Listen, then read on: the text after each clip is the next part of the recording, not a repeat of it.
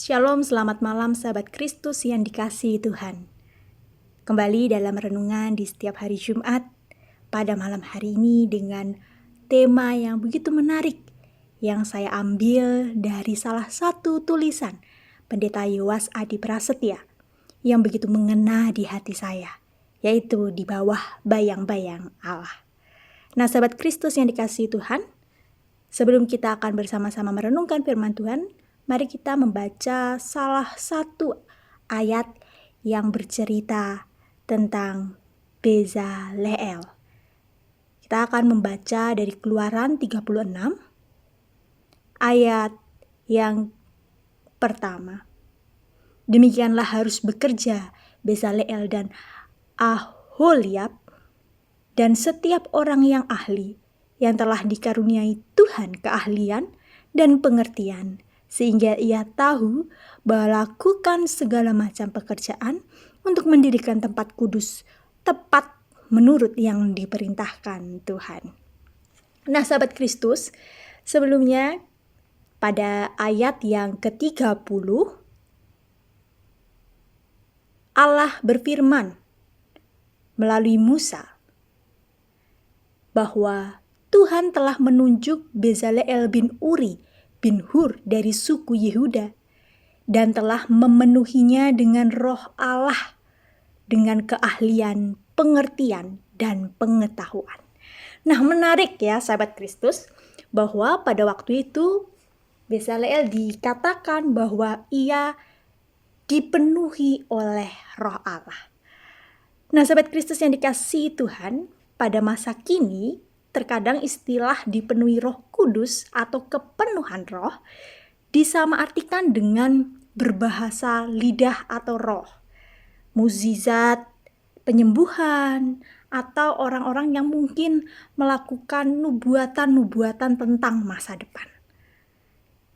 Hal ini didasarkan pada bahwa pengalaman kepenuhan roh itu muncul dengan ciri-ciri yang menyatakan atau menunjukkan kemampuan supranatural.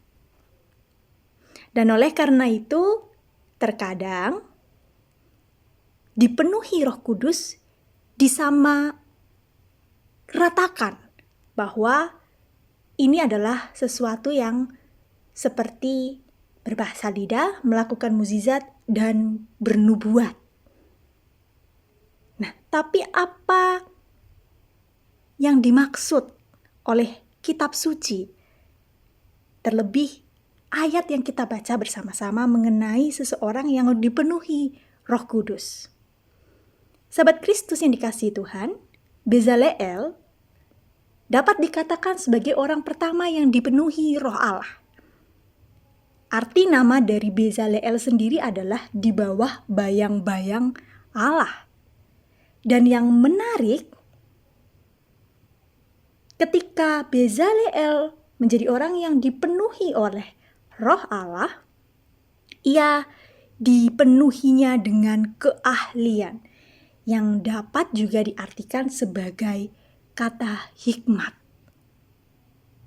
Nah, jika kita melihat teks-teks kitab suci yang berbicara tentang Bezaleel, bisa kita baca dalam Keluaran 31 ayat 1 sampai 11 maupun Keluaran 35 ayat 30 sampai pasal 36 ayat 6.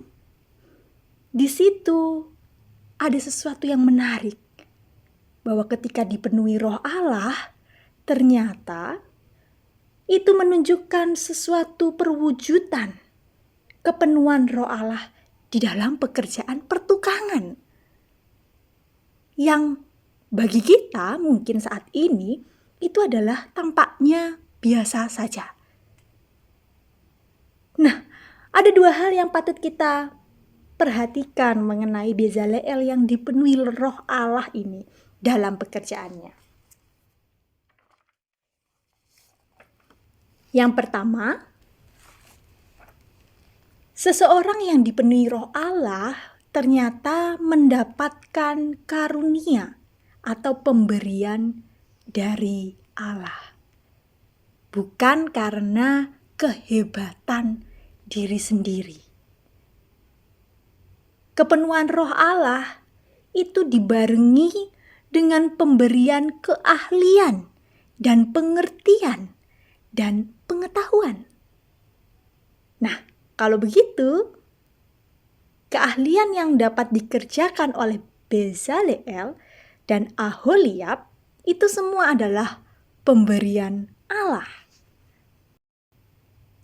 Yang kedua, seiring dengan dimilikinya keahlian sebagai pemberian ilahi, orang yang dipenuhi Roh Allah tergerak hatinya untuk datang melakukan pekerjaan itu. Roh Allah bekerja dan memenuhi orang tersebut dengan memberikan keahlian dan menanamkan kemauan dalam hidup. Dan ketika semua itu dilakukan, ketika kemampuan dan kemauan bersama-sama bekerja, maka akan melahirkan keunggulan. Sedangkan ketika kemauan atau keinginan itu raib, hilang, maka kemampuan yang ada dalam diri kita tidak berarti lagi. Nah, sahabat Kristus, keunggulan sering diartikan menang atas orang lain. Nah, ini adalah hal yang salah kita pahami. Unggul itu adalah menjadi diri sendiri yang terbaik. Sayangnya, di dalam dunia ini, budaya kompetisi mengajarkan bahwa makna keunggulan dalam hidup ini dijalani dalam semangat menang kalah. Yang menang pasti unggul, yang kalah sudah pasti tidak unggul. Padahal dalam Alkitab mengajarkan kepada kita, sahabat-sahabat Kristus, bahwa orang unggul mungkin secara objektif tidak lebih berhasil dari orang lain. Namun, secara subjektif, pasti ia telah menjadi yang terbaik bagi dirinya sendiri. Nah, kisah Bezaleel tampaknya harus menjadi bacaan wajib bagi setiap kita yang merasa pekerjaan setiap hari kita tidak berguna. Banyak kehidupan sehari-hari tidak kita maknai secara spiritual karena kita merasa Allah cuma ini doang, cuma jalan kaki, cuma ngomong sama orang, cuma senyum, cuma melakukan pekerjaan rutinitas, hal-hal yang sederhana yang kemudian kita abaikan. Sahabat Kristus, Bezaleel ketika dipenuhi oleh Roh Allah, ia dikaryakan. Allah memberikan pemberian manusiawi dalam kepenuhan.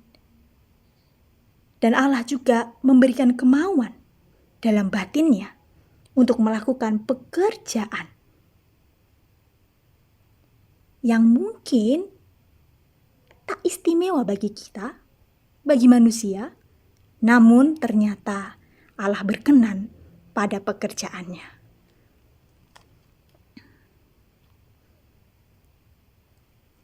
Demikian sekarang kita. Sekalipun mungkin saat ini kita sudah rentan, kita tidak memiliki sesuatu yang istimewa, namun kita ingat bahwa Allah berkenan pada pekerjaan kita dan Ia akan membawa yang biasa menjadi istimewa. Amin.